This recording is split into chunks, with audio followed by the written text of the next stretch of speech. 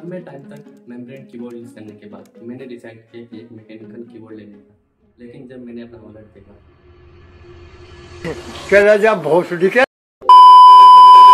तो अपने पास अनुसार कीबोर्ड देखने के बाद मैंने डिसाइड किया एंड स्पोर्ट्स का MK1200 मिनी लेने का। बॉक्स में देखें तो आपको मिलता है बस एक कीबोर्ड और एक user manual, which I don't need. Keyboard की बात करें तो ये एक 60% लियोड का मैकेनिकल कीबोर्ड है, जिसमें आपको 61 कीज मिलते हैं with 22 anti boosting keys.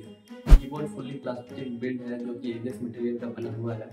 Switch की बात करें तो ये एंड के लिए रेड स्विचेस है जो कि स्वैपेबल है, और इसमें मिलता है RGB, जिसमें टोटल 18 फीचर्स हैं जिसे आप एक डेडिकेटेड बटन से चेंज कर सकते हैं। और इसकी ब्राइटनेस को कम ज़्यादा function plus black and white plus black and left की से कम और ज़्यादा किया जा सकता है।